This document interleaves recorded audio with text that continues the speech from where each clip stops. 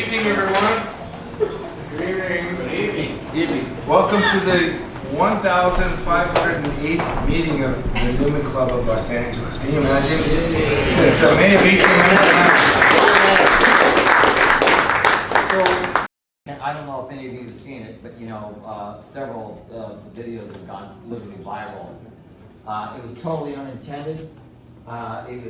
We had, the day after our neighborhood stopped smoldering, we told our kids that we were going to be up there at 10 o'clock that morning. My wife and I just felt like we needed to be on our property.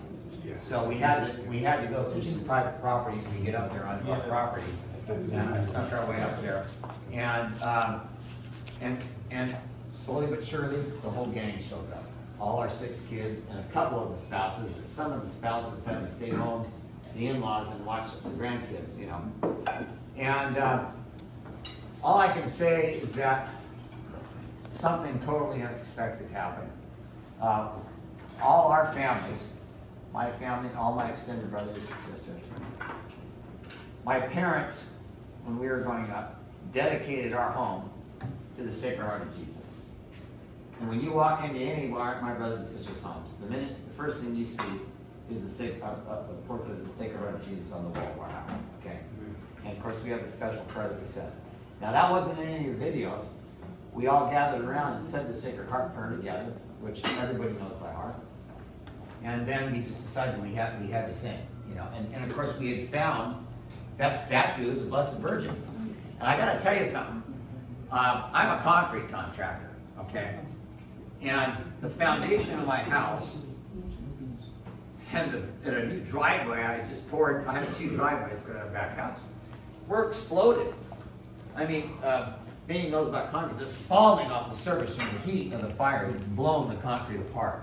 The foundation of the house, which is much harder concrete than those statues, because they're made out of concrete, were just literally blown apart, from the heat. And we had found out ahead of time, because one of our son-in-laws had gotten up there before us, and he just comes across that statue. And we had just bought her last year, and she was white. Now that patina that she's got makes her look even that much more special. But it was a special moment when we got up there on that property, because not only she was in perfect condition, but Saint Joseph was in perfect condition, and 2 other small statues of the virgins that were in my daughter's back house and everything else, they were singed, but stainless steel refrigerator, stainless steel stove melted and just collapsed on itself in the heat of this thing. And we couldn't believe what we saw up there, And so it made it that much more special for us. And so we sat around, we stood around and we sang that song. There was no intention for it to end up going viral. Some of you guys know this. But what's happened is that it has given so many people peace. My wife, in some of the interviews, has said some beautiful things. That all our family, our celebrations, all our kids, were there for years, 35 years we were there, and we had fun, and we sang together. And so at that moment, we thank God for the good times we had on that property, And so it was a beautiful experience. But what ended up happening, we can't believe it. We've done a multitude of interviews. We were a little uncomfortable with it all because my oldest son had started to go GoFundMe for us because he was concerned for his 65-year-old parents, although she says, yes, I'm 64. I'm not 65 yet. She doesn't like that 65, And he did that before we'd even got up to the property because, he was concerned for us. We're not going to be able to pull this thing off at our age. And it's true, there's a reason to be concerned for that. And then this thing took off.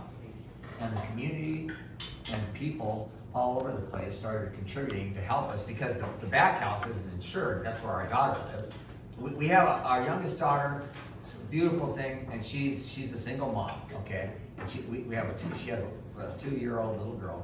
And we have 15 grandkids. I say 15 because our 15th is still in the mother's womb. But that is a child there. We all know that. And so I just have to say that people have come up to us, and it's given them comfort, you know. And I have to tell you that one of the reasons why our entire family has been able to maintain their faith is because of my mom and dad, Gene and Peggy Halpin. They raised 9 kids, and my mom taught, and Paul knows all this, they're very close to my mom and dad, taught all of us kids a lot of those traditional Latin hymns. She kind of drummed it into us in those days when we were teenagers in high school where we're fighting it all. And I have to tell you what, thank God she did that. You know, because now we spontaneously are able to sing all sorts of these special hymns, you know. And that particular hymn, the Regina Caeli, you know, goes back to the 12th century. And of course the Grimms can all relate to this. His brother-in-law, Stephen Grimm, had a lot to do with then bringing all those kids together at St. Monica's, learning all those traditional songs. And so the community we have here in the San Gabriel Valley, in the Pasadena area and everything else, is remarkable. I have to tell you that I think, and I need to get feedback from you guys. I kind of went off on a couple of these interviews because being born and raised in the state of California, what's the word I'm looking for? I don't want to say an honor, but we were so lucky. It was a blessing because it's one of the most beautiful states in the country. And if you've been able to travel up and down. And what we've seen happen to it is frightening me because the left-wing bureaucrats, the supermajority left-wing liberals in Sacramento, they've taken away the control of the local governments, and what they say goes. They're communists. Total communists. Yeah. I'm sorry, very sorry about your family's loss. No, but the point I'm saying is, I believe, and I need feedback from you guys. I actually think there's a guy that could win the governorship. If I know I'm getting into something here that's totally crazy because of the feedback I've gotten from what we've done. I mean, the third interview we did, the girl said, "Do you guys know you've had 10 million hits on that tape?" We had no idea. We're dealing with our tragedy. I haven't even been able to see any of those interviews on a decent screen. You know, we're looking at our phones and all these technical things are happening. And I'm an absolute moron when it comes to technology. As of a few months ago, I still had a flip phone, okay? And now I'm trying to learn how to do this thing. And I'm a small contractor, but the thing is that I know how to get things done. Anyone that's ever worked for me before, when it gets down to business, you'll excuse the expression, I know how to kick butt.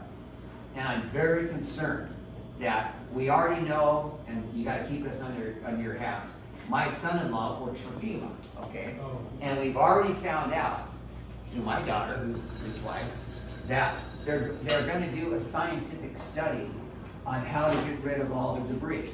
And I'm thinking, you've gotta be kidding me. I've already talked to all the firemen, okay? They said most of the serious stuff has been burned out in the fire. The only thing that everyone has to be careful about is just keeping all that stuff wet, damp, when it's being taken away. I thought this thing, the minute it all happened and it was done, I started to be proactive, you know? And what I can't believe, they're spending all this time doing all this investigation. They should be setting up staging areas wherever they can with the huge dumpsters and getting this thing ready to go because the people in our community are losing hope. They're despairing. They can't even get to their properties. They can't get the insurance going because the protocol with the insurance companies, they have to set foot on your property before you can get the paperwork Before you done. touch it, they have to come. And they're blocking, Exactly. They're blocking donations too. Yeah, and, oh my God, can you imagine I this? saw that on the news. And then they say, oh, you're getting these donations. Well, then FEMA's not going to help you out with all that stuff. Those are gifts. Those are gifts. It's like getting a tip. And the minute they started taxing people's tips and all this other stuff, I'm telling you what. And so that's what's happening in the state. And unfortunately, you guys will all agree. Unfortunately, our citizens, many of them, are not very well educated. No, but the thing is, it's frightening though. They don't realize that the left-wing radical Democratic Party is got us in a stranglehold. And the automobile industry has done a fantastic job of creating vehicles that are burning clean fuel. All those restrictions on our fuel in California need to be lifted, and now, okay? I hate breathing. Everybody else in the damn country is paying $1.50 or $2 less a gallon. That's putting a stranglehold on us, okay? And we somehow, we gotta get rid of this. We gotta get rid of this guy and this left-wing radical thing. And I know I'm getting amped up here, but the response that we've gotten from this, Christian, God-fearing people, and how people have responded. I mean, we had no intention of being celebrities, and people are coming up to us and hugging us, wanting to touch us and everything else, just saying, this is beautiful. These are people that didn't even lose their home, but they saw that we still had hope after we lost our home. I'm one of the luckiest guys in the world. I gotta tell you something. I got the most beautiful bride. Yes. She's a convert to the Catholic faith. Okay. And a lot of my in-laws, sister-in-laws are converts, and my mom had a lot to do with catechizing them, okay, in the right way, you know. And so my kids all love each other. They're still practicing their faith. There's a few that are having a little problems, but after these tragedies, this turns people around, you know. And in some of our interviews, we have told people in the community, if you've been a nominal Catholic, get back to one of the Catholic churches. Amen. And the organization that's going on right now is at the churches, not just the Catholic churches, because some of these other things where people are dropping off, it's embarrassing. Piles of clothing. That is so horrific for people that have lost everything, to go to a place that just looks like a junk heap, to have to go through things. But the churches are organized. And the Catholic Church has always been the best organizer in the entire world. You know? And the lefties have tried to destroy us. Okay? And so I just think that we can use this opportunity. I hope somebody contacts me, because these people need hope. And the sooner we get in there and start cleaning up the community without having to go through all these studies and all these environmental crap that we were smelling, that was the worst of it. The stuff that's on the ground now, even the firemen are telling me, just keep it wet and get it out. Yeah. And the thing is our dumps are at capacity. I don't know if any of you guys know that. They're maxed out. So we get it on trains and take it out to the Mojave Desert, and we have hundreds and hundreds of square miles out there on bases, okay? And there are trains that can get it out there. And then you take care of that product however you have to, either bury it or whatever. But the thing is, if they don't start thinking this way and getting their acts together, you're going to have so many people that are going to be in despair. They're going to throw their hands up and give up. And we have got to take back control of our state, because Newsom doesn't have a chance now. This is the term I use. He's a little boy in a man's body, and he's never done a damn honest day's work in his entire life, because he comes from privilege. And the guy makes me sick. He walks around with the glasses. No, you have to say this stuff. He just thinks he thinks he's the coolest cucumber in the world, and I am so angry. And you know, all the guys in the construction industry, they had us by a stranglehold. They tried to have me get rid of my equipment. Instead of just letting it retire itself, they wanted me to get rid of my dump truck, my Bobcat and stuff, because they weren't burning clean energy. Yeah. And so you're trying to run your business afraid that every time you go someplace, you're going to get pulled over and the CHP or something's going to impound your truck. That went on during the Obama administration. Yeah, well. They hit us. The dumps, you would have thought that they had bulletproof vests on at the local dumps, because they were taking guys' trucks away from them at the dump. These were good, honest working guys, but they had the old clunkers, which were eventually going to get out of the system anyway. You know what I'm saying? They were only going to last a month. They immediately had to get rid of their vehicles. I mean, this to me was a crime. These were hard working men. And this is what's happened in the state of California. And I was in such a state of discouragement. Every time we turned around, there was some regulation that told me I couldn't do this or that and everything else. I've been seeing it online. And building codes and everything else. And I think, because of what's happened, she's getting a little nervous here. But but no, you guys know where I'm coming from? Yes. Yes. And the hard-working guys of the world, the guys in the trenches like I've been for the last 45 years. I'm a concrete contractor, for crying out loud. We're barely hanging on because of all this BS, okay? And so I'm angry, and the only way that we're gonna save our little community here in the San Diego Valley is I have got to get in touch with somebody and say, you've got to let these restrictions go. Let us start cleaning them up. I've already got equipment, and I'm going to do it out of my own pocket because of all those donations we're getting to clean up my whole block. Yeah. I told my neighbors I can get in there, and in 2 to 3 weeks I can have their blocks leveled, get a civil engineer in there, and get our flags all set up. Yeah. I mean, I can do that. I have those contacts. And the thing is, and we're down at the south end, and I'm saying, let me show you what I can do in my neighborhood. And then you tell me if I don't have this thing right. But I need to talk to the authorities, somebody that will let me just have a free hand. I'm telling you, I've talked to all the individual contractors that I need, the guys that have the bins and all the other stuff, and we can kick some serious butt. The next time you go on camera, say that. Exactly that. Well, what you can do for your neighborhood. And you know why I haven't? I didn't want this beautiful, holy thing that has happened to get political. Yeah, you're right. And I almost blew it on that Lyda Rose show, because I wanted to do that. You know? And she's going, honey, I don't let her want it, you know. She keeps me reined in. But you guys know where I'm coming from here. So You know? just barricade you out of your block or how? You know what? What they need, this is the other thing. They want So to- some of the communities are okay. So start letting those communities like my block, let those people in. Say, okay, everybody from the east of Lake and below a certain street, because they're working on the stuff that's way up there. Start letting some of those people in.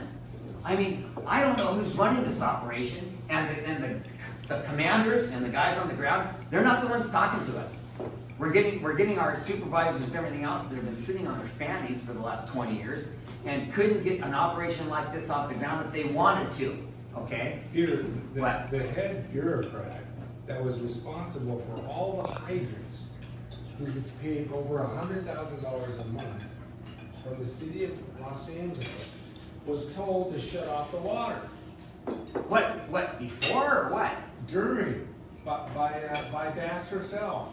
She said it on television. Is that the Palisades fire though, or what? No, I'm not sure which part it was. We started saying And it. see, that's all part of LA City. But that's a scandal. But the thing is one thing I can say about our community, you guys may not know this, but most of the communities in Altadena, we have our own individual water districts. We own shares. The residents own their water. Their water. Yeah, and ours is great. It's Rubio Canyon Management System. Were your hydrants out too? The one to the south wasn't. So I don't know which. See, some of those hydrants are on county, and some of them are on our water system. Right. The one where the guy down the street was able to save the house, he had plenty of water. So it could have been Rubio County, because we didn't lose any water on our street at all. You know, it was the wind that kept us from being able to fight fires. I tried to save my house at 10:30 that night, and the wind was blowing so hard, you needed a fire hose in order for it to be effective, okay? And embers the size of my fist were flying through the air, and I was not equipped. I didn't have goggles, I didn't have any heavy equipment on, and I felt like an absolute moron, really. But the thing is it came on, once it got close to us, it was moving so fast, I knew I was done. Even though our block didn't actually burn down until 4 o'clock the next morning, at 10:30 I said, there's no fighting this. You know? And I couldn't go back to our hotel. I said, tell you this, I just couldn't tell, at that time I couldn't tell my wife, we're done. I didn't tell her that. It wasn't until I went back up the next morning. And then I called one of her best friends, and I just wept, and she wept. Yeah. You know? What I see you reaching out for is organization. Yes. Yes. What I hear is Catholic action. Yeah. Catholic action would be the response, okay? Listen, you guys, we can kick some butt, I'm telling you. And when, if you saw the one interview, I talked to the dads, did you see that? I was telling dads, I can't remember which one it was, and I'm telling dads to be good examples to their sons. And I'm telling men, if you've been away from the church or you don't have a prayer life, then start off with an Our Father every day. I'm telling you, if we do this the right way, Almighty God's going to help us do it. I mean, I'm serious. Because if we can save the state of California, as bad as it is, we can save the whole country. Yes, sir. Well, I do have a guy that I think can do it. Now, his philosophical, he is a Catholic, but his philosophical views on certain things aren't good. But you know who can make this happen? Is Rick Russo. Yeah, amen. Who became a Democrat because he wanted a shot, because he realized that he couldn't do it unless he was a Democrat. Right. And you know what? They still rejected him. I know, and you know what? I was really disappointed because the thing is, he should have just stuck to being a Republican because until something like this happens. But see, the thing is, if I can get out there and speak like this, I can back that guy. And I will pull him aside and say, look, you've got to change your heart, Rick, especially about pro-life. See, it's the heart and soul. We've hardened our hearts, okay? And there's so many... And they compromise because their consultants tell them what they need to say so that they can get elected, and they don't get elected! Yeah, exactly. But the thing is, see, I think I want to get together with him because you know what? So many people have seen this thing, you know, and look, I'm just an average Joe, you guys, I really am.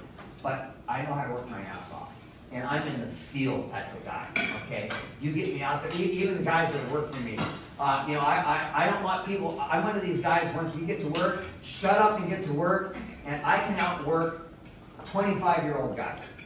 And they're just, you know, and I'm not bragging, I'm just saying, it's just the way I was. I've been working from the time I was 12 years old. I was buying my own clothes when I was in junior high because my dad was raising 9 kids. I'm not bragging, I just saw how hard my dad worked, you know? And it's just a thing that came naturally to me. And so I know how to get things done. I know, she's biting me on the head. Give me a baseball bat is what she's saying. But no, I'm trying to excite everybody. And just, I think maybe we can do something here. Peter, this is just our first meeting, and I got a feeling we're gonna see you again, and I think we sense your passion. Yeah. Do we sense your passion? Oh, amen. Sorry if I got carried away. Oh, that's not, just let it all out, that's good. Okay. All right. So, in honor of this Jubilee year and a Jubilee year of hope, right? And the Halpins insane. And the day of our fast, can we find pleasure and keep festive? So it goes on much longer. But again, Mr. Peter Halpin's speech, really, in the midst of the ashes and their singing of the family, if you haven't seen it, you really should see this beautiful family singing as they do. We're about joy. We're about hope. It doesn't end here. We're just pilgrims here. And they certainly understand. I've been blessed to spend some time with them as a Knight of Columbus, and we have many Knights of Columbus here, right? From the Knights region. Yeah. We were there Sunday night giving him a $4,000 check within days. It was because of you, brother Knights of Columbus. And we did it to 10 other families in the San Gabriel Valley that lost their home, including a widow of a brother knight. Oh, wow. So that's who we are, that's what we do. We have hope, we have joy, and it doesn't end here. And so it is the time to speak up as our brother did.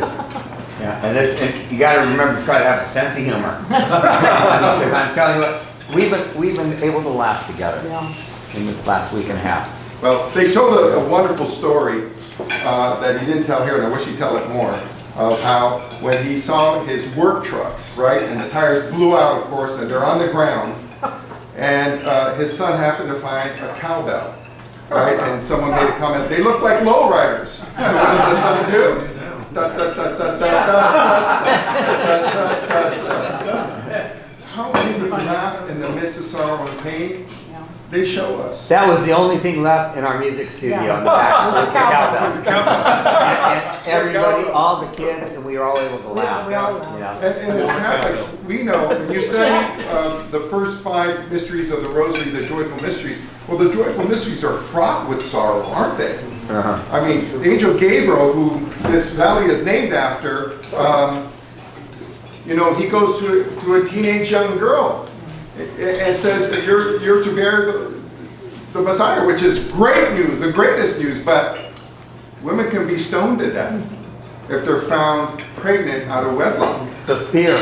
Right. Yeah. And the second one, she's going on this journey to her cousin Elizabeth, and you know, she's pregnant and she doesn't know what to do.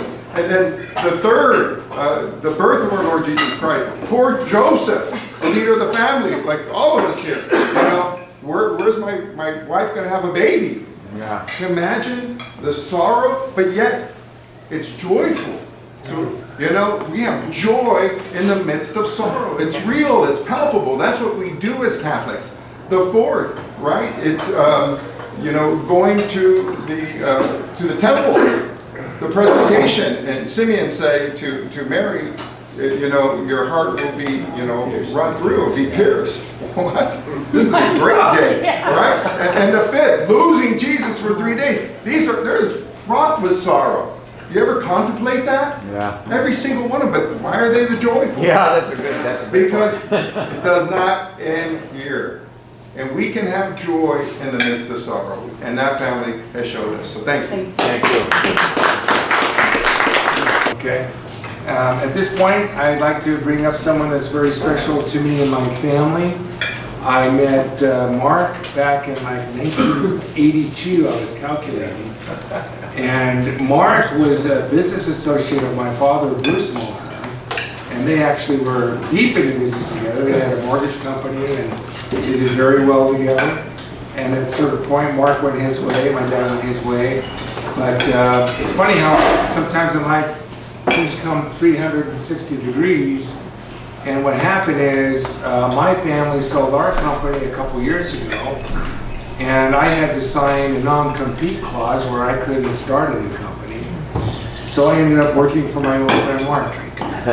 Okay, and I'm very proud of that. I'm very proud of Mark. Mark is a very creative man, Catholic creative man. You take that Catholic faith and creativity and it just explodes in business, because a lot of us are self-employed or we're in business, and I thought Mark would be a fantastic speaker. He is an author, he's written several books, he's an entrepreneur, he is constantly thinking about how to be a better person, but most importantly, how to serve his fellow man. That really will come through, I think, in his presentation. Not only that, he's going to share with you a couple of amazing miracles. I mean, Peter, your family's had an amazing miracle. I'm sure Mark's going to share with you a couple of miracles too. Give it up for Mark Pratt.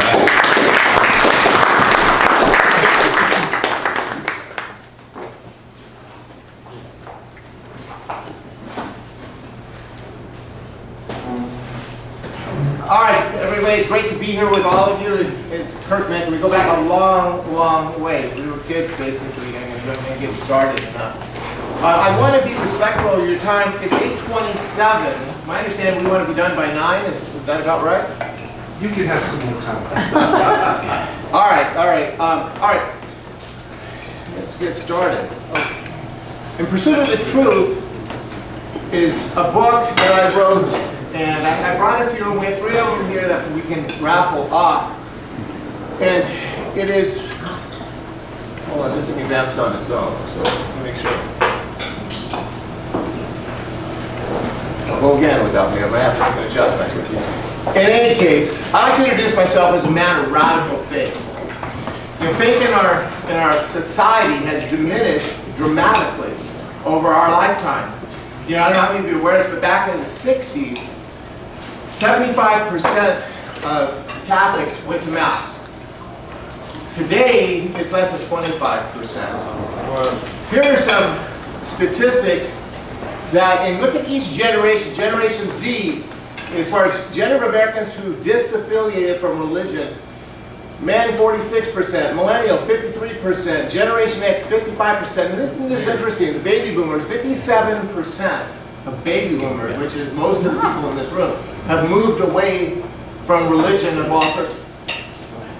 The state of faith in America is at the worst level in American history. I mean, that's just the truth of it. Now, here's what I want to talk to you about, is the difference between belief and certainty. The difference between belief and knowing something. You believe something sometimes, and maybe it'll come to pass, and there are some things that you just absolutely know. Like, how many of you know the sun's going to come up tomorrow? As long as you're alive, I take the odds of that are pretty good, right? So here's a question for you. I want you to raise your hand.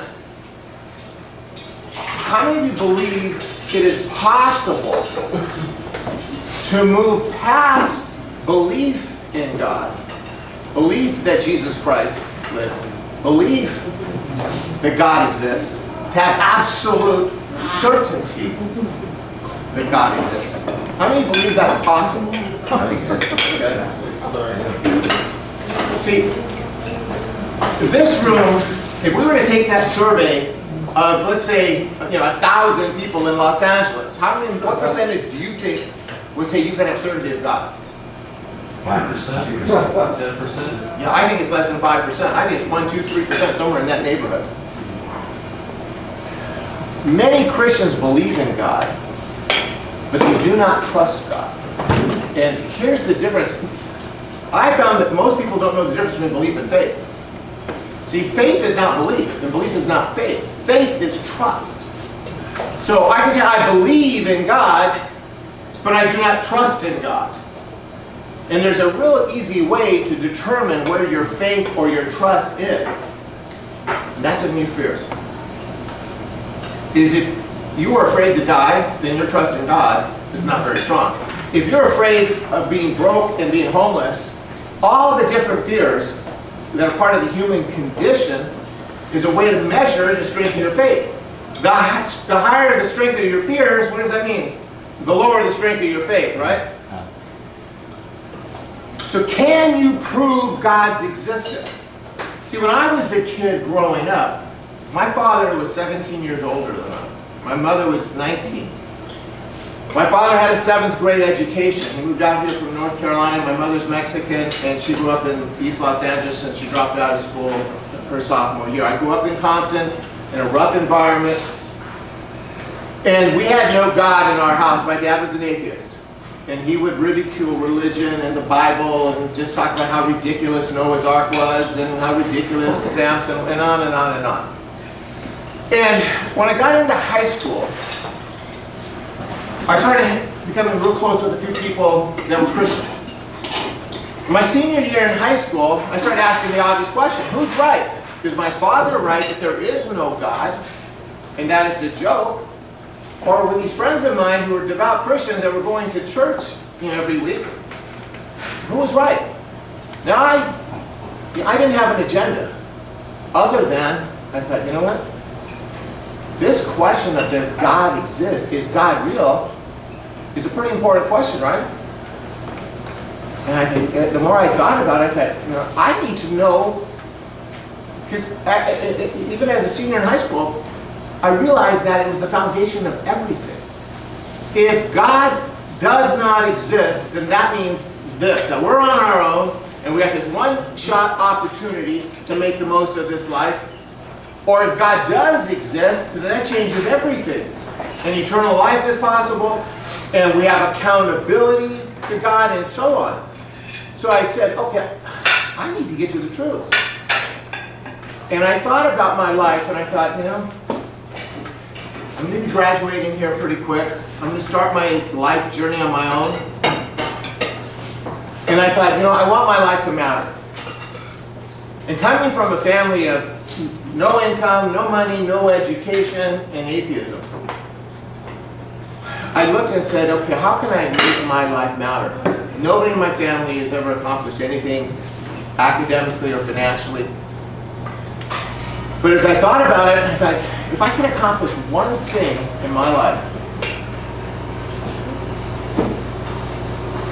what would it be? And I decided it would be proving God, proving his existence. That I was going to take that challenge on. So I started going to church, and I started studying the Bible. And I came across this verse. You shall seek me, and you will find me when you have sought me with your whole heart. Jeremiah 29:13. Now I'm going to read this to you. You shall seek me, and you will find me. And what does that mean? You will find me. Does that sound like maybe?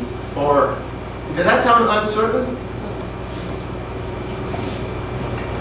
He's telling us right there.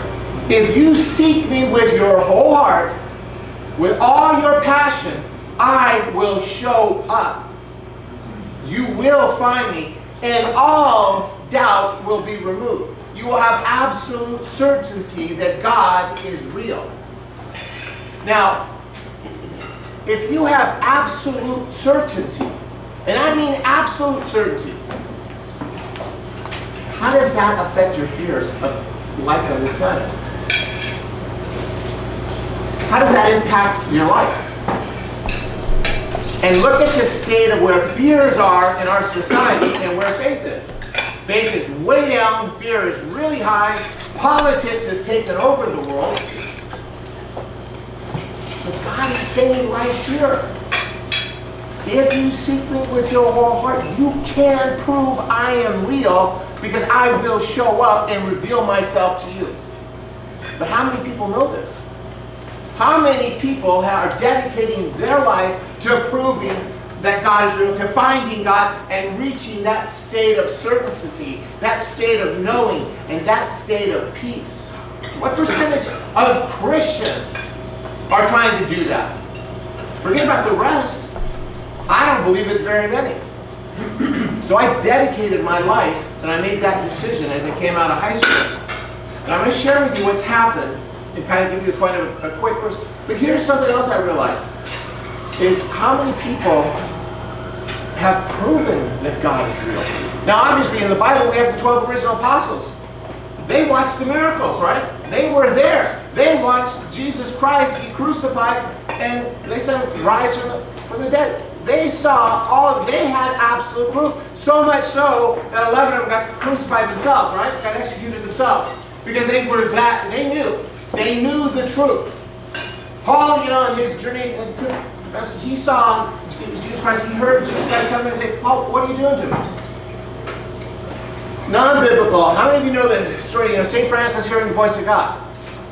And how it changed his whole course of his life. Aquinas, I remember being familiar with Aquinas and the levitation, where Jesus asked him, what do you want of me, Thomas? And what did Thomas Aquinas say? Anybody know? Only you. Only you. Because he knew the world's worthless. Juan Diego Mexico, if you've not studied, in my opinion, the Tilma is the greatest evidence of proof of God, of intangible physical evidence that you can study of anything on the planet. I think even more so than the Shroud of Turin, which is pretty powerful. But the Tilma is the most powerful. And Juan Diego's story, Bernadette, her story in words. The three children of Fatima. Have anybody been to Fatima? That is an amazing, amazing story if you study and get involved with what they experienced. And there's over 10,000 saints. To be a saint, part of it is proof of miracles. I think you've had at least 2 documented proven miracles. There are lots of people that have proven that God is absolutely real. Now, I want to give you an example of one of the miracles that I've experienced and the insane power of God. Now, this is a picture of Fatima. There were about 50,000 people. This is 1917, so you can see the picture's not bad. In the story with the children of Fatima, I think it was 6 consecutive months, like on the 13th of the month, and I think it was like October 13th or so, that Our Lady told them, look, the people want to see a miracle. She said, I'm going to give you a miracle. Be here, 1 o'clock, the miracle's going to happen. the word had spread all over Portugal, and atheism was taking over Europe, Portugal, Spain, and so on. 50,000 people showed up. It's pouring down rain. Everybody's soaking wet. And then at 1 o'clock, the sun comes out. Almost instantly, not only did everybody become dry, the ground, the puddles, everything went away. The evaporation happened immediately. Now, there are not just people, but there are scientists, there are educators, there are journalists, there's newspaper people. There's 50,000 people. And they're seeing this and everything dries. And the lady shows up, the children are the only ones that see her.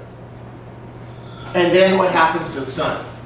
Now the reports, and if you Google and you see the pictures and you can read the reports by the journalists, they're there. 50,000 people saw the sun bounce to the right 3 or 4 times, stop and bounce back to where it began, and then rush the earth. And it dropped about halfway. And as it started dropping, and they saw it rushing the earth, what do you think those 50,000 people did? They panicked. They started screaming and running all over the place, right? And then the sun stops, and then it goes back up. And all these people saw this and reported the same thing. But here's a question for you. Why didn't the people in Spain or Madrid see that? People in Paris didn't see it. People in London didn't see it. Only the 50,000 people in Fatima saw it.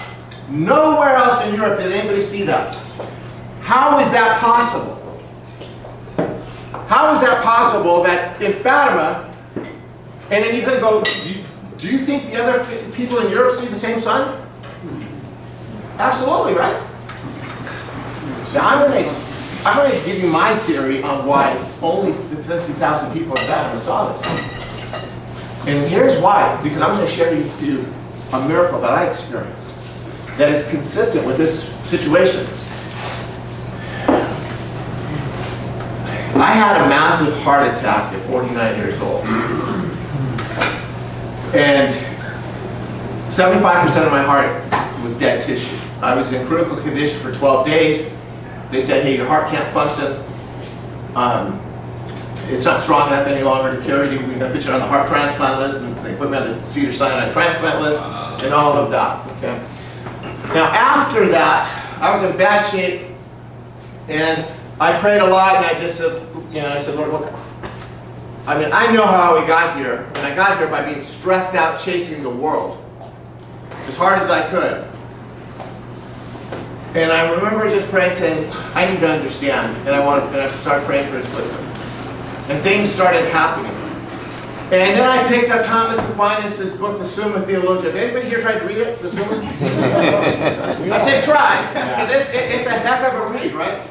Well, I got it on the Kindle, and I just started reading it every night. And I got to the part with the 5 proofs of God. And where Thomas Aquinas explains these 5 different scientific ways of proving God's existence. And as I read through that, I got to this part, and the chapter was called The Law of Alignment. And as I started reading the Law of Alignment, here's what it basically said.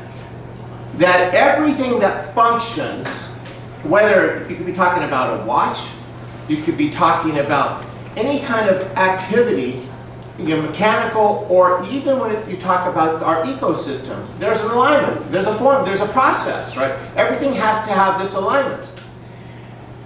And when you talk about our ecosystem, like the one thing that's an amazing alignment is how oxygen is created. Now oxygen has to be 21% of the atmosphere. If it's more than that, life can't be survived. If it's less than that, life cannot continue. People die, animals die, plant, everything dies, right?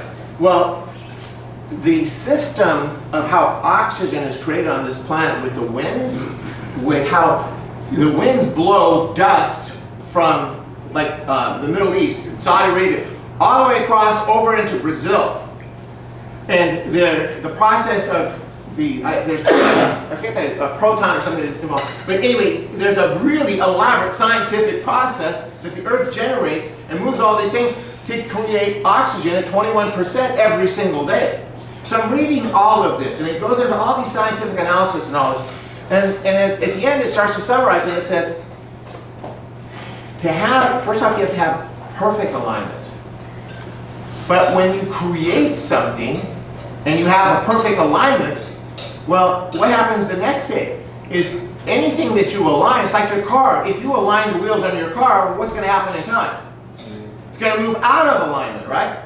So what are the odds if you were to, let's say, bump the tires on your car and your car goes out of alignment, and let's say your wife comes home and says, hey, I get the curb, my car's out of alignment. Now my car's it's pulling hard left. And you say, well, hey, take it in to get it, to get it realigned. And she says, no, just in time, sooner or later, I'm going to another curve and knock it right back in, right? See, my point is, random, perfect realignment is impossible. And so I read this whole thing, and it said and that's the way it ends, and it says, hence, you must have an alignor. And the alignor is God. Now, I was like blown away at this. It was the most amazing explanation of proof of God. I go to work the next day and I'm thinking about it all day and I think, I gotta go back and read this. I gotta read this again. I get back home, I get my Kindle, I open it up because you bookmark it, and I'm looking there and I'm looking for the law of alignment and I don't see it. I thought, well, maybe I bookmarked it in the wrong place. So I start flipping through the pages, 30, 40, 50 pages, don't see it. I thought, okay, well, maybe it's the other way. So I go the other way, 30, 40. And then I thought, oh yeah, I couldn't find it. I thought, oh, I know. You know what's cool about it? You can type in a search. Sure. Type in the law of alignment. Guess what? Thomas Aquinas never wrote or talked about the law of alignment. It is not one of the 5 proofs. It's not in there. Now, for 45 minutes, I'm telling you, I read the law of alignment. And I racked my brain, how did that happen? And here's what I believe happened. It's not in there. I mean, it's not in the book, it's not in the Kindle, but I saw it on the corner of my eyes. God put it there for me to read on my eyes. I believe that's what happened to the people. The sun never moved. The sun never moved. It didn't bounce to the right, bounce to the left, and rest of the world. That's what they saw. But nobody else in Europe saw it. Because if that really happened, then wouldn't all of Europe seen it? I think absolutely. I think they experienced the same thing. They saw it because God's inside of us. And here's the other thing I've learned. We hear things. We see things that God wants us to hear and see that don't ruin children's lives, and I'm not going to get into. There was the first miracle I experienced when I was about 28. They were about a minute from both drowning in our pool. And it's in my book and you can tell the story. But here's what happened. I heard the sound of water running in our house. And I kept looking around for the water, and there was no running water in our house. And then the light bulb went in my head. Water, pool. And I ran to the window. I was upstairs and I looked out the window and I saw my 2 boys were 1.5 and 3 were about waist high in the water walking down the steps into our pool. And there was no sound of water. All right, understanding God's plan. There's always a plan or a formula to accomplish anything. I will share with you what I've learned about God's plan for us from my godly experiences. Because, as I said earlier, the big thing is, and what I would really encourage all of you, if you do not pray for wisdom every day. Because He will bring it, and it will come. And the more you understand about His plan for us and the world, the better and the more peace you will be in your life. See, we are mere mortals. We don't have any superpowers. The world's fastest man can only run 27 miles an hour. Now, I don't know about you, but if I'm in a car going 27 miles an hour, I'm not very excited. I'm not very impressed. See, grasping God's power. When we go watch this, and I love superhero movies. I go watch a superhero movie, and you watch a superhero, and you think, well, that's what kind of fun, but it's pretty ridiculous, and it's pretty childlike, right? The greatest superheroes that have ever been don't have power anywhere near where God's power is. And that experience of Fatima is an example, but it's even way bigger than that. God's challenge, the first decision we have to make is, do you want to know the truth? The truth is, most people don't want to know the truth. Right? They live in denial. The majority of society lives in denial every day. And this is the biggest root to God's plan, is free will. It's your call. He's basically said, here's the planet, you're here, here's the gift of life. It's your call. Do it on your own. Do it your way. See how that works out for you. And if you want to call me into it, you can. You can do that. It's our call, right? So that, you know, that's one of the big points. But see, we have to make the choice of loving God, and then here's the other huge part: surrendering. Even most Christians cannot surrender everything to God. The path to proof of God. So here's what I learned about how, in pursuing God, when I looked at that verse, it said, if you seek me, you will find me. Here's what it doesn't say. Guess where you have to look? Here's where I've learned where God's hiding. God's with you, but you can't see him, but he's with you all the time. But here's where he's hiding. Just on the other side of your fears. If you want to experience God up close and personal, where he fully reveals himself to you so that you have absolute certainty, it's the other side of your fear. So whatever you're afraid of, that's your path. You have to pursue it. So it starts, here's the formula. Ask, Matthew 7:7, right? Ask, which means pray, right? Seek. So we all start to seek, but guess what happens when the fear starts to get too high? What do we start doing? We stop seeking. We get to a place of so much fear, and it could be in all kinds of categories. Financial fears, business fears, whatever, family fears, violence fears, death fears, all these fears, and we get to a certain place, and you know what we say then? I'm out. I'm out. And when you get to that place is when you say, God, I'm petrified. I cannot do this without you, but I'm moving forward because I want you to show up. Because I'm seeking you with all my heart. And he will show up over and over and over. And I'll give you a couple examples. Are you willing to die to get to the truth? And here's what I'm talking about. I'm talking literally, physically die. If you could, right now, make the choice to say, you know what, Lord, I want you to shut my heart off right this second. I want to die to you right now. Because I'm that certain that I will wake up in the kingdom with you. You know, there's an old joke, everybody wants to go to heaven, but nobody wants to die, right? That's true. And that's very true. But you have to get to this place. Now, when I told you I had the heart attack, I was in critical condition for 12 days. It was July 31st of 2007. My ejection fraction in my heart was 10 to 15. 50 to 70 is normal. At 10 to 15, you can maybe walk about the distance of these tables, and then you're done.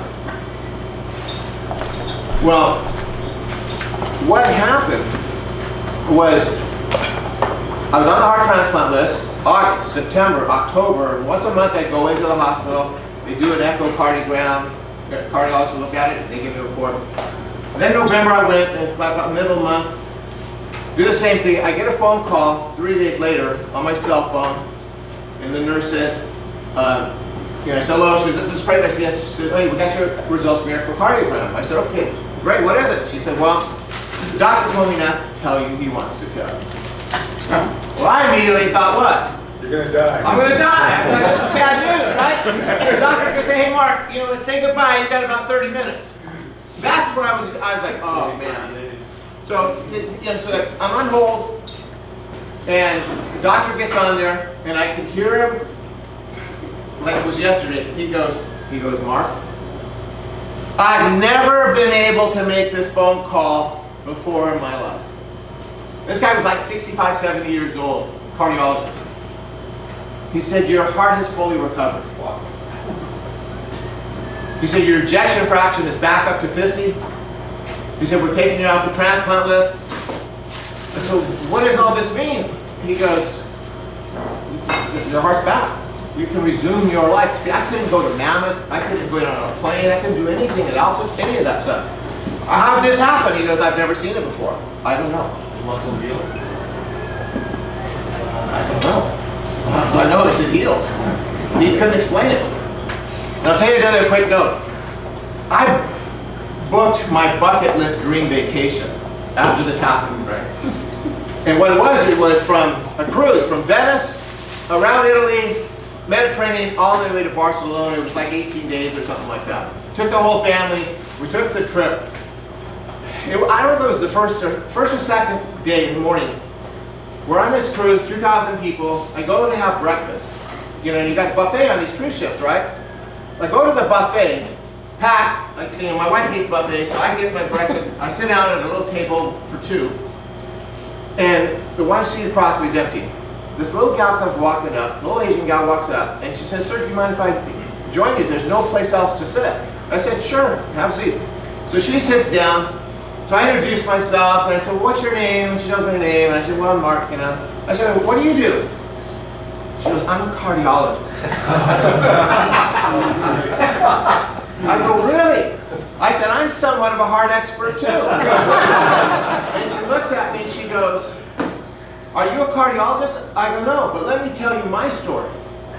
And I told her a little more detailed, but I gave you kind of the Reader's Digest version. She looks at me, like with this look like, you know, like I have like, you know, like another head or something. She's like, just look, and she says, sir, she goes, not only have I never seen that happen as a cardiologist, I've never heard of that happening. Now, what are the odds that a cardiologist out of 2,000 people could be sitting across from you? See, my interpretation, that was God saying, if you had any doubt who was showing up, yeah, it was me. Now, when I had a decision to make, and here's what the decision was. Do I go back to running my company and the life that I had before? Do I close the company? Do I sell it? Or do I go back? And I was petrified to go back. I mean, I had never been that afraid of anything because I knew how I had been through it, and the heart attack I had was really painful, and everything I experienced was a nightmare. And I was petrified to go back, and it occurred to me that I had an incredible opportunity. Only God knew how afraid I was. And the level of fear I can't even really explain. It's just, you know, it was as high as fear can get. And I just started praying, and I just said, Lord, I said, I'm petrified to go back. I said, but I see an opportunity. It's my opportunity to prove to you that if I do continue and I go back and continue my life through this fear, that I'm willing to lose my life to continue to pursue to find you. And that's what I started doing. And I started going. And that was when I really, truly surrendered my physical life as well as my spiritual life to God. And I just kept moving forward. As I mentioned, you know, God's most important rule is free will. And I love this line, do not put the Lord your God to the test. And we all do it in so many different ways. Everything in earth revolves around our free will choices. The world consists of over 7 billion people making selfish choices every day. The root problem to every problem of humanity, and I mean every single problem that humanity has on this planet, every one of them, the root cause is one thing, and it's selfishness. It's all about selfish interest. And nobody wants to talk about that. One of the things that I prayed for, as far as praying for wisdom and understanding, is one night I had a message that was revealed to me. And what it was is that the definition of love. And that in short is that the definition of love is sacrifice. That was what was revealed. And when you talk to people, nobody wants to sacrifice in any category, and especially politics. But that's the key, is when there's a problem, you have to start with saying, what are you willing to sacrifice to solve the problem? But how many people come from that place? Not very many. So the keys to proving God's existence is never quit and you experience fear. Here's what should trigger in your mind. An opportunity to get closer to God. Because that's when God shows up. What God loves most is self-sacrifice. It is in our suffering and sacrifice that God will respond most. The other thing I learned is God's tough. For those that choose to save their life will lose it. But those that choose to lose their life for my sake will save it. There's no compromise. It's absolute surrender. And most of us don't want to do that, including Christians. Powering through your chains of fear. If you believe in God, you have to believe in Satan. And see, Satan is called the great liar for a reason. Satan is in our head every day, all day. Satan never gives up. And he uses your fears. He knows your fears. And he's rattling you all the time. And here's what I learned is you have to get out of the boat. And he said, come. And Peter, descending from the boat, walked over the water so as to go to Jesus. Yet truly seeing that the wind was strong, he was afraid. And as he began to sink, he cried out, saying, Lord, save me. And immediately Jesus extended his hand and took hold of him. And he said to him, O little in faith, why did you doubt? So here's what I say. Don't be a Peter. Because how many of you hit the fear and you panic, and what do you start doing? You start sinking. We all do it. Getting to certainty will solve this problem. And it's amazing, everything that Peter experienced, everything the apostles experienced, every miracle, everything they saw Jesus do. And as soon as they were confronting physical death, how many of them panicked in that boat? All of them. Peter was the gutsiest of all of them, right? The others were even worse. So God fully, now, I got one more miracle to share with you. And I've had 5 in my book, and I had 1 this year. In November of 23, so about 15 months ago, I started having a lot of pain. I started having constipation issues. I went into the emergency, they did some tests, and they did an MRI, and the emergency doctor over at St. Joe said, he said, well, the MRI, I don't see any cancer. He said, but you should go get a colonoscopy anyway. I got an appointment, mid-February, I went in for a colonoscopy. I woke up, the doctor, or the nurse says, hey doctor, he's awake. The doctor said, go get his wife. As soon as I heard that, I knew it was bad news. They get my wife, the doctor walks over and says, sir, I'm not going to sugarcoat this. He said, you got a lot of cancer. You got a 5-centimeter tumor, which is a little over 2 inches, in the middle of your colon, and you have cancer all up and down the top to the bottom of your colon.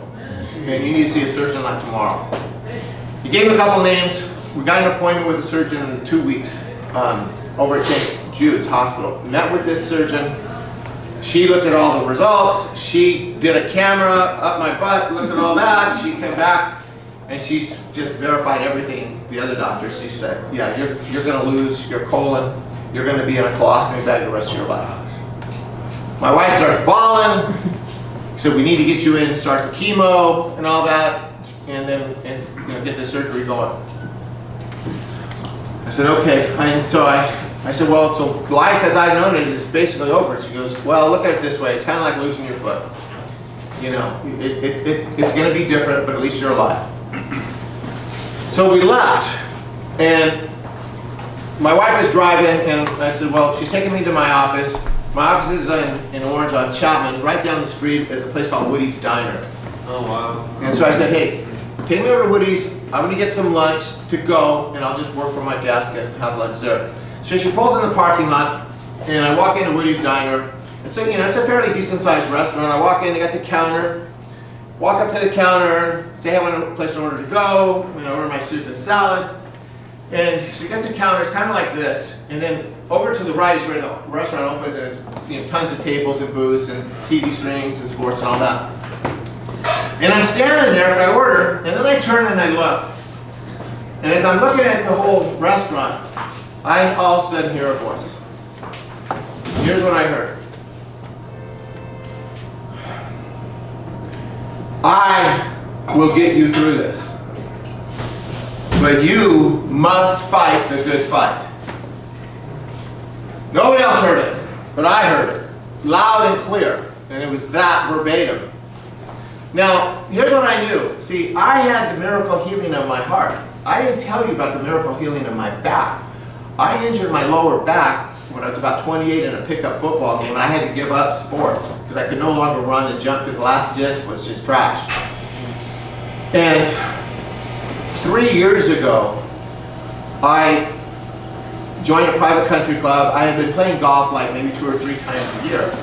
And so I thought, well, I joined this country club and I was just playing once a week every Friday. After about 6 weeks, my lower back lit up in so much pain that I was thinking, God, I can't even play once a week. If I can't play once a week, it doesn't make sense to be a member of a club. And I waited till I was like 63 years old to join this club. It was a Thursday night. I had a round of golf scheduled the next day with a high school friend, and I didn't want to cancel. And so that night, that Thursday night, I prayed and I said, Lord, I said, I waited my whole life to join this club, and I'm only playing once a week, and I want to be able to finish and just play at least once a week. And I said, Lord, I know you can heal my back if you want to. Those are my exact words. I said, so I'm asking you to want to. Please heal my back. And I went to sleep. The next morning I woke up, no back pain. I went, played golf, no back pain. Saturday I said, well, usually it was the next day when I had the problem. So Saturday, no back pain. Sunday, no back pain. But then I realized something. Not only did I have no back pain, but my back didn't feel the same anymore. It used to feel like a wet noodle, like it was just real flimsy. It had a sense of stability. And so Sunday, for the first time, I started jumping up and down for the first time in like 30 years. The next Friday, I went back to the course with my son, and I said, hey, I want you to film this. I'm going to try to run a 40-yard dash for the first time in about 30 years. And he filmed me. He was laughing. You can see a 64-year-old guy running. But I had no back pain ever since. Now, I share that with you because those are 2 medical miracles, 2 physical miracles. And that's what I was praying when I was diagnosed with cancer. But when God said, you must fight the good fight, what I knew is he said, look, he also said, and how he started, is I will get you through this. Well, what kind of sense of peace do you think that brought over me? I'm like, I got this. I got the big guy right with me, right? But then he said, but you're going to have to fight the good fight. Now, so friends of mine are connected with the City of Hope. They introduced us up. I went over there. I was really impressed with City of Hope. I signed up with them to begin this process. They put me on chemo pills. Then like a couple months worth of radiation. And then chemo, and if you've never done chemo, man, I'd really encourage you to give it a go. And it is a butt kicker of the highest level. I mean, you literally feel the chemo sucking the life out of you. It is a nightmare experience. But in 3 different cancer doctors, the radiology doctor, the oncology doctor, and then a surgeon. I finished all that.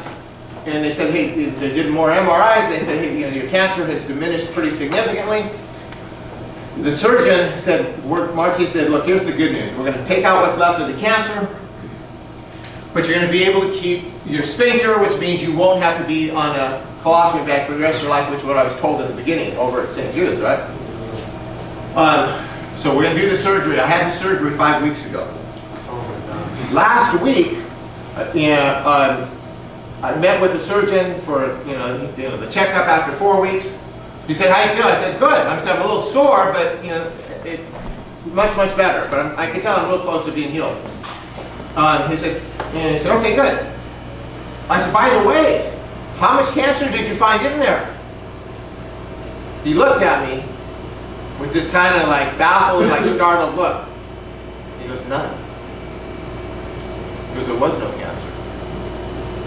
He said, all we found was scar tissue from the chemo and the radiation. He goes, that is really, really rare. To have as much cancer as you have, and then to have it just be gone. This week, Monday, I met with the oncology doctor. She walked in. First thing she said was crazy. She said, did you see there was no cancer? I said, yes. She said, you don't have any idea how rare that is. She said, to have cancer completely, to just, I forget the word she used, go beyond remission to just gone. It's just amazing. Now what does that tell you about what God said, I will get you through this? He delivered, didn't he? And the thing, the breathtaking thing to me about all of this is the depth of love that God has for us.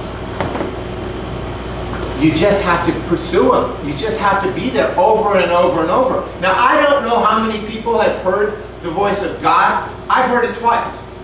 I told you one this year. But the other one, I believe, was the voice of Jesus Christ. And I'll tell you what that was about.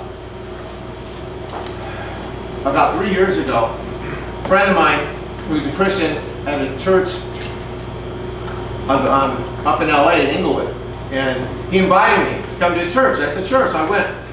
It was the day that Kobe Bryant died.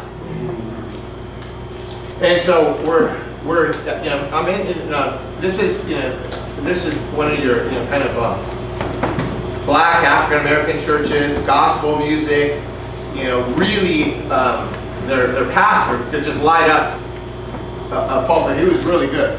Anyway, at the end of the sermon, he finishes up, he's stepping down to turn control over to the head of their church, which they call the bishop. The bishop walks in, and this transition, there was a sense of silence, and everybody was standing up as he finished, and I'm standing there. And all of a sudden, I get this sense of, like an adrenaline rush. You know when like someone scares you, and you get that charge where you kind of, and you all these high, I get this adrenaline rush, when my senses just come, I'm like, what the heck was that? And then right here, I hear a man's voice. And I just hear 3 words. And he says, fill my church. And I turned, and there was no man there was a woman. The woman that had been sitting next to me the whole time was there. But I am telling you, this voice was about 12 inches away from my ear. And he said, fill my church. Now after everybody left, I went to the bishop and I said, look, you're not going to, I knew what it was, and the tears just started flowing. So afterwards I went and I said, I just got this instruction and said, fill my church, so I think I'm supposed to help you fill your church. And I spent, donated some money and helped put marketing plans, and we did a whole bunch of things to help get their church. But here's what I realized. He didn't say, fill this church. He said, fill my church. Now, as I mentioned, my whole life I've been trying to pursue proving God's existence. I'm way past that. The things I've experienced, people don't believe, and it used to make me angry. Because I look at it, either think I'm lying to them or I'm crazy.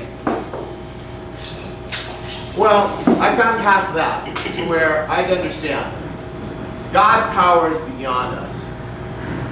And I've also learned that we believe what we experience.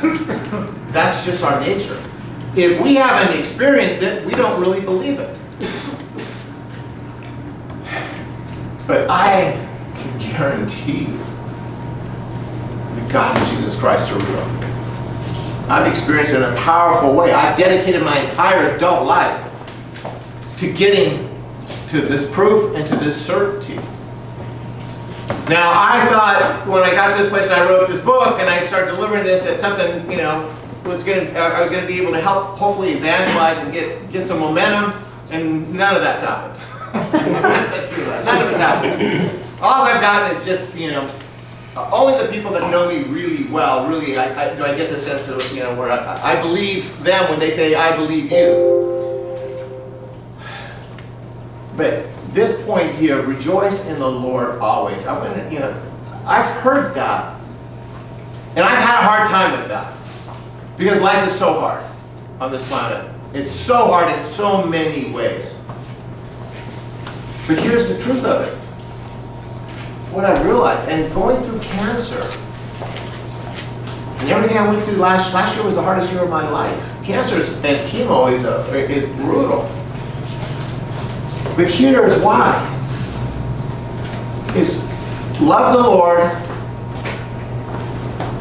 embrace Him.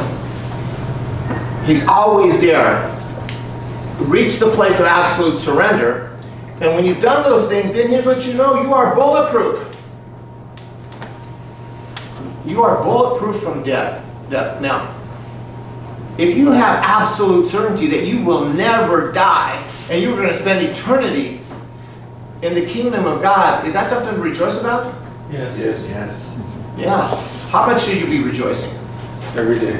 Every day. Like you should be bouncing off the ceilings rejoicing. And that's what I've learned. That's the honest to God truth. Is every one of you here is bulletproof. You will never ever die. And you know, the hard part is almost over because our time here is so short. And so you have every reason to live and rejoice in God and Jesus Christ at an incredible level. But there's also an obligation that comes with that. I don't think we can do that. I've got another one here I want to share with you. Let it down, see. Well, here's the last thing I want to share with you.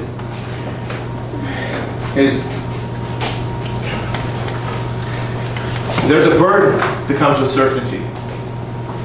When you have absolute certainty that God and Jesus Christ is real and that life, eternal life is real, then you also have absolute certainty that hell is real. And you have certainty that death and a lot of people, in fact, I think it's the majority of people are not going to be in the kingdom. They're not going to be with God because they made the other call. And a lot of these people that are choosing death and are choosing Satan are people you love. People you go to work with. People you know. Friends you spend your whole life with. People that you love. And you're just watching them make that call in silence. And that's the truth of it. Most Christians sit in silence and watch the people that they love walk toward a cliff, and they know the cliff's there, and they know what's on the other side of that cliff. And it's hell. And it's that certainty. And they say nothing. They say nothing. That's why I'm here tonight, because I cannot say nothing. I'm not saying beat up on people every day, but rejoice, show them your joy in the certainty of God. Power through every fear, never quit. God will always, always, always show up. And just love the heck out of those people. Try to save their souls. Try to get them on. God saves the souls. We don't save the souls, but you can have an effect to inspire. And just do what you can, because at least when it's over, when Jesus says, hey, why didn't you talk to Bob? Why didn't you try to say something to Bill? Why did you just let them walk off the cliff to hell? I don't want to have that conversation. Right? I don't want to have the conversation. I'm going to say, what are you going to say? I didn't want to bother him. Right? I don't want to have that conversation to say, look, I just want to say, look, you want to hear that great sentence about, I want to hear Jesus say, welcome. Congratulations, good and faithful servant. Welcome to my paradise. That's all I got for you. Get up.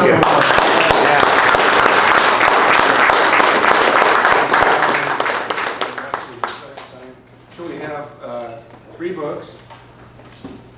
The first book is going to Peter's family. Oh, thank you. That's Rejoice in We the have a Lord. book. Yeah, our books are all gone. This is the first one we've gotten. Restart your library. Rejoice in the Lord. Beautiful, thank you. You got 2 more? Who would like one? Read it. First hand's up. First hand's up. By the way, the book is on Amazon and there's an audio version, so if you're more of a listener than a reader, you can have that. Thank you so much, Lord. This is so awesome. I have to say, being of Scottish descent, I'm so relieved that God is a golfer.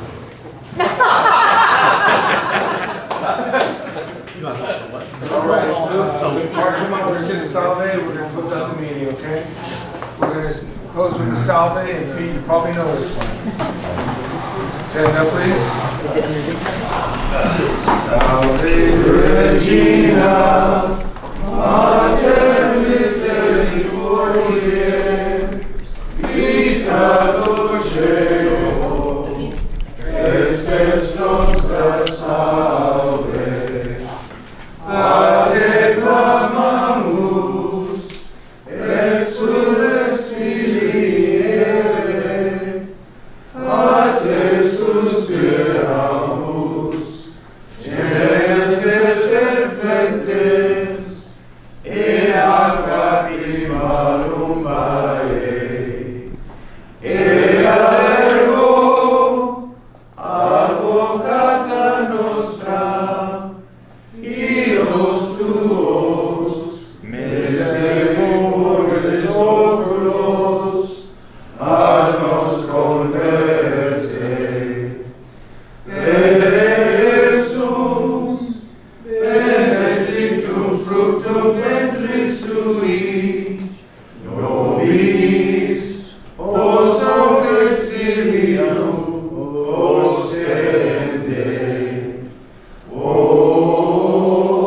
clemens, O via, O